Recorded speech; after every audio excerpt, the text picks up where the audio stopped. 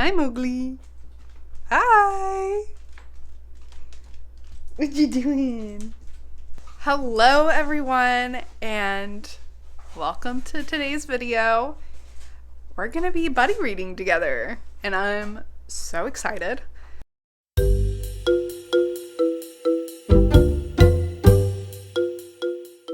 So in this video, it's gonna be a lot of spoilers. I'm going to talk about my thoughts as they come to me as we're reading the book. So it's kind of like we're buddy reading together.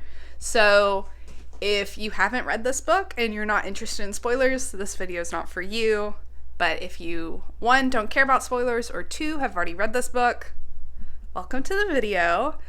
We're going to be reading Emerald of the Tress Sea, Tress of the Emerald Sea, the book by Brandon Sanderson.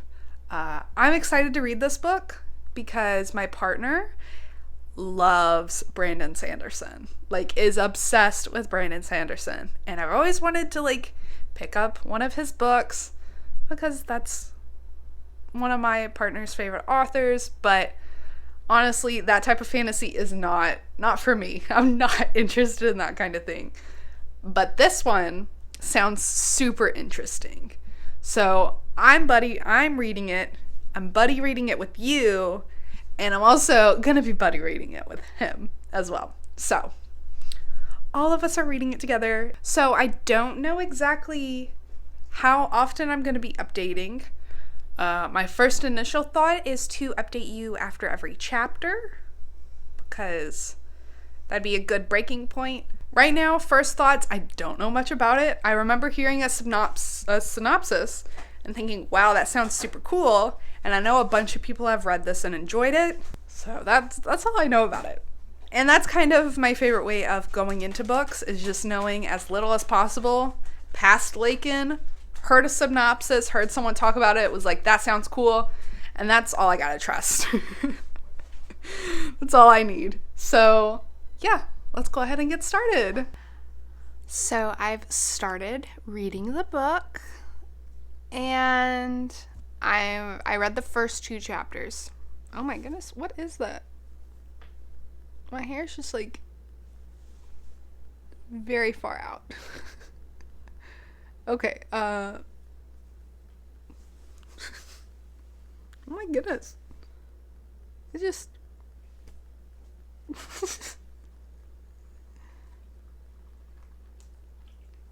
Okay. But I finished the first 2 chapters, and I'm finding this writing really interesting.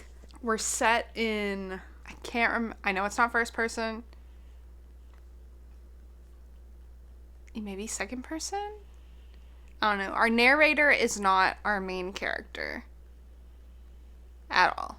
They're a third person, and they're sort of in their heads, but not really. They sort of know things, but they don't know every single thought. Whichever one it is, first, second, third, it's definitely not first, I know that. But it's fun.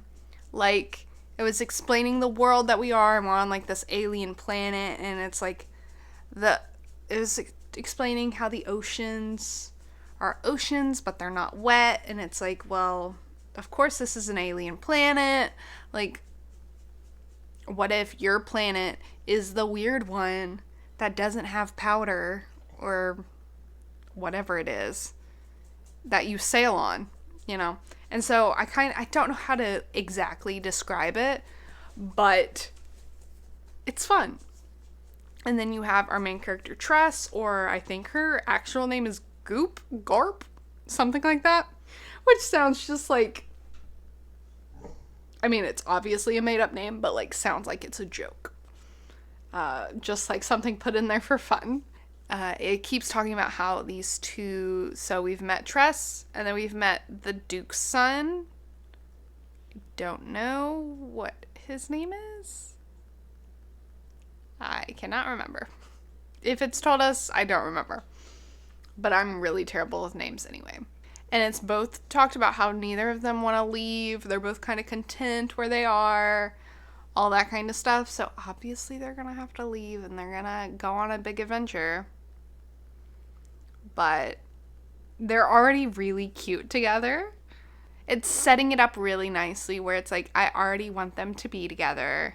They're very precious. And yeah, I feel like this book is going to be a really easy, fun read. Also, before the next update, I wanted to show what I'm working on while I listen to this, because I am listening to the audiobook. If you know me, you're not surprised. And I'm just going to kind of sit here, listen to the story, and work on this. So I just want to give an update on this is how far I am at, so we can kind of watch it come together. Hi, baby.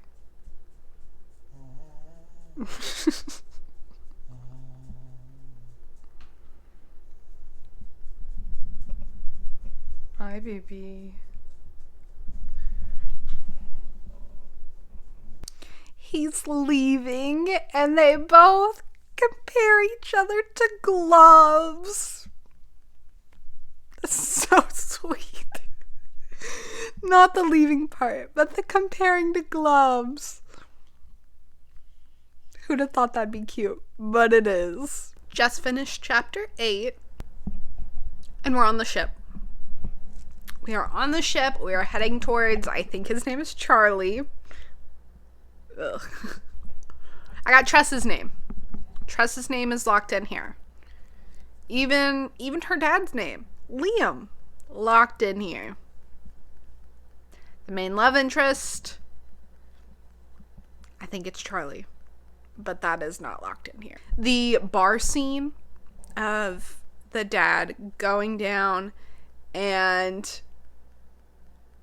accruing all these favors for his daughter, so that way his daughter can get on a ship and leave, was very cute. And also very funny that they were playing darts, but weren't trying to hit the dartboard. They were trying to hit what looked like the mayor's manly bits. That was pretty funny. I do appreciate that. The writing in this book is very quick. Like, there's a lot of, it's hitting very good beats in, like, sentence structure. I don't know how to describe this, but it's, like, very easy to listen to, especially at 2 times speed. Very easy to just, like, I could allow myself to just listen to this and not pick up the camera and discuss it. Like, I'm having to actively remember that. Don't forget, your buddy reading this, you're making a little video about this, and part of me is like, what if I just don't make the video? What if I just listen to it and just enjoy it? So maybe these check-ins will be a lot further apart than I was initially imagining, but the captain's on to us, and I think we've just been poisoned. So we'll see, because the very last sentence was, there's no talking pigeons, but there are talking rats. And it also did talk about poison too, but you know. But I like Tress's personality, how, like, I don't know if pragmatic is the right word, but, like,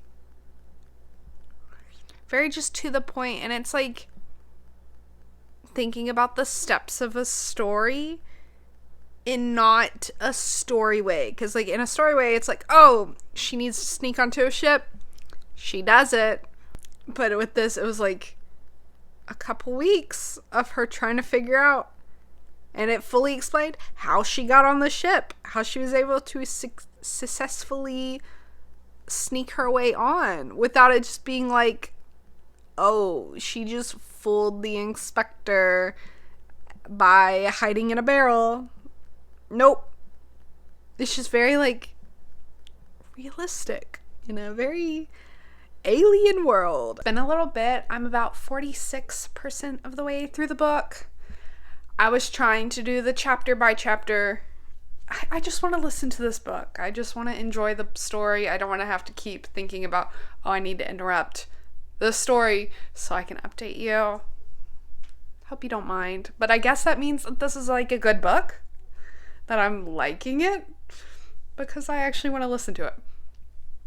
And because I'm not physically reading it, I don't know where I am, but I'm 46% of the way through the audiobook, and we're on the ship officially. We're a part of the crew officially, and I really appreciate that we've met our narrator. And I just always like it when the narrator is a part of the story, but not really. Like, they're not the main character at all. So the main character, or not the main character, the narrator, Hoyle, something along those lines, is like cursed and crazy. Everyone thinks he's crazy because of this curse. So it gives me like the vibe of like Robin Hood, like Disney's Robin Hood. I don't know why, but that's just what I think of. And our main character is a spore, whatever. Like they mess and deal with the spores that are dangerous, and if they get touched with water, they expand and can grow inside you and all this other stuff, which I find these spores to be really, really cool. It gives the world this like super fantastical feel without like having a bunch of like strange stuff or like going the typical fantasy route, which I really appreciate. And also, one of the characters who is like the doctor on the ship being an alien, which our narrator is also an alien, sort of, kind of. I like that as well. Like, there's just like, the story feels very mundane, normal, just has slight twists to it, and that make it sci-fi, fantasy, whatever you want to call it. And I just like that. I like these little twists. And the one quote where he talks about how Tress did the most impressive thing, and that was like she thought of something about like the villain and like the whatever, and then she actually like allowed herself to think about it and like be like, oh, maybe I'm not correct. Maybe I should think twice about this before jumping into it. And just harping on the fact that that is incredible. Most people don't do that in stories and stuff like that. And so I just really like the elements of like, this is not your typical story. Yeah. So let's continue with it. Side note, before we actually continue with the story, I went to Walmart to get pins. Very boring, but very needed. And there was a super cute Disney planner. Like, look at this. This is so cute. And so I got it, and we're immediately, like, each of these sections is like the start of a new month. But like, adorable. So we've gotten a planner. And I've already started filling some of it out. Yeah. And also while I was there, because, you know, you can't just go to a store to pick up pins and buy pins. We also got this Care Bear. I've been looking at this Care Bear every time we go to the store, and it was on sale, so I was like, oh, well, now I have to get it. So I love the Care Bears, and this one is my favorite color, and it's the Love Earth Care Bear. I don't know. Care Bears are just so cute. So I had to get it. And I had to show it off. Also, I was talking about how I was reading the book and working on this. Well, if you know me, you're not going to be surprised by this, because you can see there's not much worked on it. But I started another one. So I have 2 embroidery projects I'm working on. This one is just for fun, so that's why I started a second one, and this one is for a pattern for my shop. So I kind of need like good light with this one, so if I want to continue embroidering. but there's not good lighting, I just come over here to this one. But also, I started yet another project, and that is a crochet project with some granny squares that I'm working on this project with my grandma. So we're making granny squares together, and then we're gonna combine arc squares together. These are the first two, very janky looking. This one looks fine, it's just more of a circle still. This one is very uneven. Learning to crochet, the hardest thing about learning to crochet is coming to the terms with that you cannot count. But this one right here is actually perfect. So, we're making progress. Okay, so I have 3 art projects, and I have a book to listen to, so it's a great day. We're going to the Crimson Sea, and we're gonna be fed to a dragon now. Because of course we are. Like, what else would happen? Understood how my life would go. Same as my parents. Simple. Maybe not wonderful, but also not terrifying. I don't think things were really better, though, Tress said softly, still staring at the ceiling. We just remember it that way because it's comforting. And because we couldn't see the troubles, Huck agreed. Maybe we didn't want to see them. When you're young, there's always someone else to deal with the problems. Tress nodded. Beyond that, memories have a way of changing on us, souring or sweetening over time, like a brew we drink, then recreate later by taste, only getting the ingredients mostly right. You can't taste a memory without tainting it with who you have become. That inspires me. We each make our own lore, our own legends, every day. Our memories are our ballads, and if we tweak them a little with every performance, well, that's all in the name of good drama. The past is boring anyway. We always pretend the ideals and culture of the past have aged like wine, but in truth, the ideas of the past tend to age more like biscuits. They simply get stale.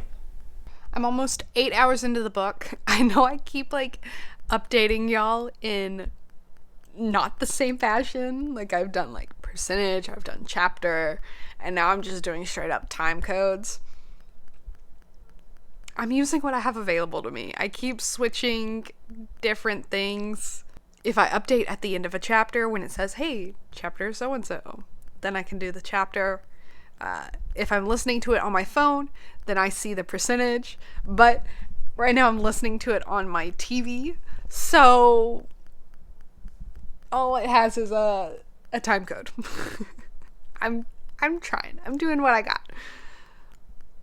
But I really like when it's mostly sci-fi books that do this, but they get super technical in little gadgets and trinkets and how things are going to work, to the point where I don't fully understand what is going on, what they're talking about.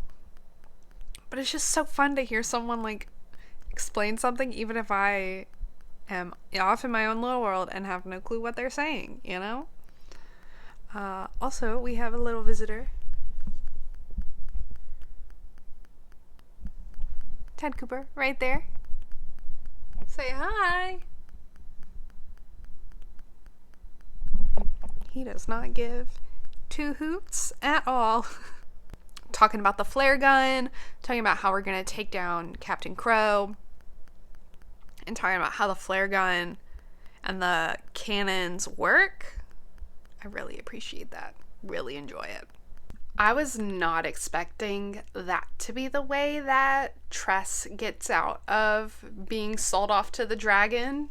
Whenever she's talking about she realizes that the captain has everything else to lose and that she has nothing left to lose. So she is oh, I have an idea, essentially. That was not the idea I was thinking she was going to be talking about. Essentially her being hey, no. This is your servant. I'm trading them away. And then just the little banter of them arguing about, nah, you're going to be traded away. No, you're going to be traded away. I liked that. I thought it was cute. And so now Tress has 3 wishes, essentially, sort of. So it'll be interesting to see what they do with those wishes. But it feels like we're getting back on track with the first mission of trying to save I've already forgotten that guy's name. Trying to save her lover from the witch.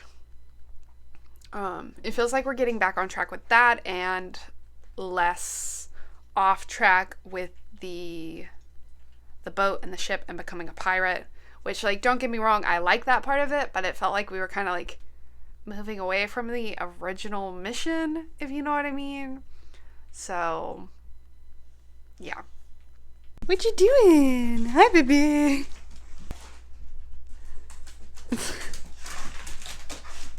Yeah. I am 87% of the way through this book. And it feels like we've gotten to the middle, maybe just like a little bit over the middle of the actual story that is trying to be told. It does not feel like there's an hour and a half left of this book, but there is. Which has me a little worried.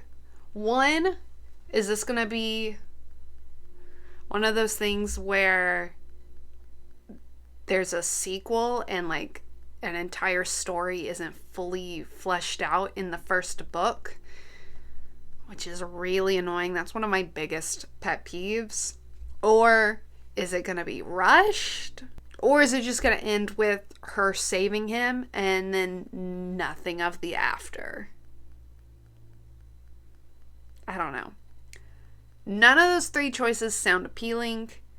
I don't know. Maybe it'll wrap up nicely, but this has me slightly worried.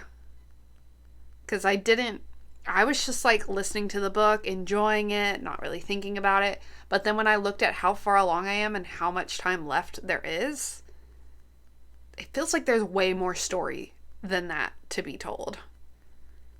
So, we'll see, I guess. Okay, I really should have waited like 5 seconds before filming that last clip. Because Huck was created by the wizard, the sorceress, not wizard. Like, we had already discussed, like, the book had already talked about the possibility of him coming from there, and he was like, oh no, and for some reason, I just believed that. In my head, I was like, oh, he said no, so it's not true. And I knew he had something going on. He had something under his little paws when he suggested to go with Tress into the little rowboat. But I was not expecting that. That little rat.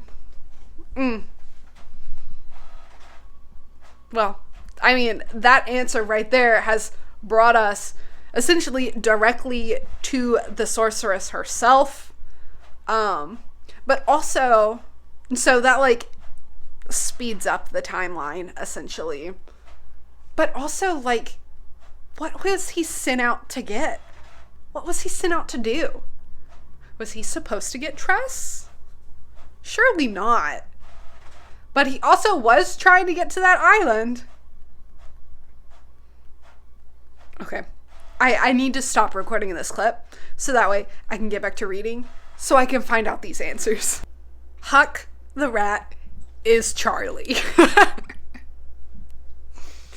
Oh, it's so clever. And yet I didn't see it coming, which makes it even better. Oh, that's so cute. A lot of stuff is happening. We have like 30 minutes left in the book. It's all coming down. I think it's going to be able to be wrapped up nicely. Is it a little fast? Yeah, but it's not missing any quality yet, so we're all good there. It's done. I finished it. Yay. The ending is a little quick. But it wrapped up an entire story. It set it all quite nicely. It did do one of the things that I don't really like in books, and that is when the epilogue is necessary to like actually finish the story. Because this book, if you didn't read the epilogue, it just ended with Hoy saying that he could tinker around with the witch's, I keep saying witch, with the sorceress's curse, so that way they could possibly make it to where he can be human and not stay a rat. But that was it. Just like saying that he could possibly look into it and possibly change some stuff around so that he doesn't have to be a rat. And that's it. And so you have to get to the epilogue to see, like, does that actually happen? Her going back home and, like, how everything else is, like, wrapped up. And I just, why does that need to be in the epilogue? Like, why can't that just be a part of the story? Because it technically is a part of the story. You can't not read this epilogue. So, a little bit of a pet peeve of mine, but nonetheless, really good. I think I'm going to give this book 5 stars, and it definitely makes me more interested in reading more Brandon Sanderson, which my partner is definitely going to like that I say that. I don't know, maybe I start reading more Brandon Sanderson. But overall, this story did a really good job with, like, having all these different characters and, like, having them feel like real people and, like, having a connection to all the side characters, which is something I really appreciate. And yeah, I'm not really going to be able to critique much about this book, which is fine. This isn't meant to be, like, a super in-depth review. This is just meant to, like, buddy read it with me. Come along with me as I read it and see my thoughts as they play out, and most of the time my thoughts are not that coherent. Thank you so much for watching. I hope you enjoyed, and maybe I'll do another video like this. Maybe we'll buddy read again. If so, if you want, you can leave some book suggestions down below that you would be interested in seeing me read. So yeah, thank you again. Hope to see you in the next video, and I'll talk to you later. Bye!